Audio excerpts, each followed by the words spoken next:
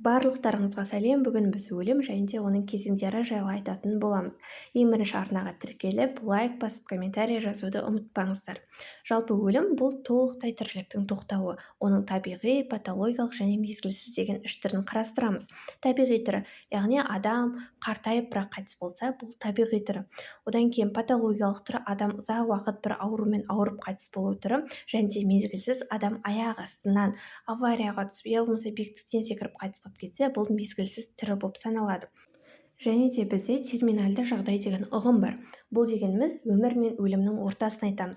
Терминальды жағдайдың 4 кезеңін қарастырамыз.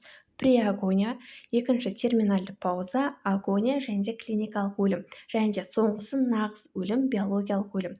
Жеке-жеке тоқталып өтейік. Бірінші кезең бұл преагония. Преагония кезінде мидың қыртысасты, жоғары ми бағаны және де мидың қыртысты бөлігі церебраль кортекс істен шығады. Жоғары ми бағаны жұмыс жасамай қалуының нәтижесінде тыныс алу орталығы, жүрек қан тамыр жүйесіне зақым келеді. Ал қыртысты бөлігі бұзылатын болса, онда адамның когнитивті функциялары, яғни ойлауы, шешім қабылдауы жүрмей қалады және де сана бұзылуы пайда болады. Сана бұзылуының өзін біз үш түрін қарастырамыз. Бірінші ступор. Бұл кезде адам толық есінен танбайды, бірақ та сыртқы факторларға, сыртқы тітіргендіргіштерге жауап бере алмай қалады. Мысал ретінде осы видеодағы ер адамды көруімізге болады. Адам 9 сағаттан бері осылай қатып тұрып қалған. Келесі түрі бұл сопыр. Бұл бізде терең ұйқыға ұқсас. Яғни адам ұйықтап қалған сияқты болады. Соған сәйкес оны терең тітіргендіргіштер арқылы ғана оята аламыз. Мысал ретінде жаңағы адамға ине тығу, я болмаса құлағына кеп қатты айғайлау арқылы ғана адамды оятуымызға болады. Үшінші түрі кома. Бұл жаңағы барлығымыз білетіндей бүкіл функция жоғалған, адам терең ұйқыға кеткен. Және де преагония кезеңінде артериялық қысым 60-80-ге дейін қалыптыдан түсіп кетеді. Онымен қоса адам чейн-стокс, пиот деген сияқты тыныс алу түрлерімен тыныстайтын болады. Мысал ретінде чейн-стокс тыныс алу түрі осындай болады.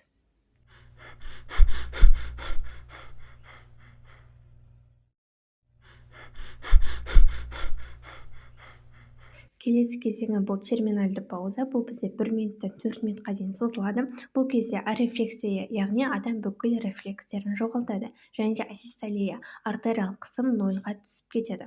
Нәтижесінде ЭКГ-да ол түзу сызық ретінде көрініс береді.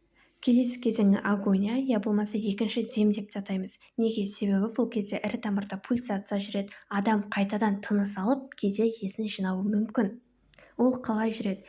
Яғни адам ішінде жатқан бүкіл энергиясын жинайды да қайтадан есін жинайды. Ал адам ол энергияны қайдан алады? Мысал ретінде бізде органикалық заттар бар. Соның ішінде біз көмірсуды, глюкозаны аламыз. Глюкоза бұл бізде гликолиздену процесі арқылы пируватқа айналады. Енді екі жағдайда қарастырамыз. Оттегі бар және де оттегі жоқ жағдайда. Оттегі бар жағдайда пируват ацетил С кофермент Аға айналады да Кребс циклы арқылы 36-38 АТФ-ті береді. Яғни бұл қалыпты тыныс алып жүрген адамдар. Ал енді оттегі жоқ жағдайда қарастырайық.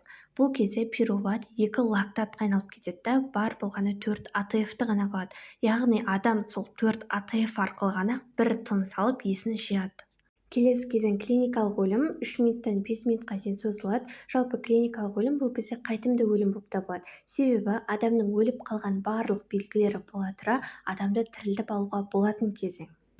Яғни адамда арефлексия, рефлекстердің жоғалуы, апноэ, асистолия байқалады. Апноэ мен асистолия байқалған кезде уже адамға слэйр жасап бастау керек. Келесі кезең бұл нағыз өлім, биологиялық өлім. Бұл кезде қасан қабықтың кебуі байқалады, яғни адамның көзі бұлыңғыр болып кетеді. Және де адамның көзіне фонарикқа кері реакция байқалмайды.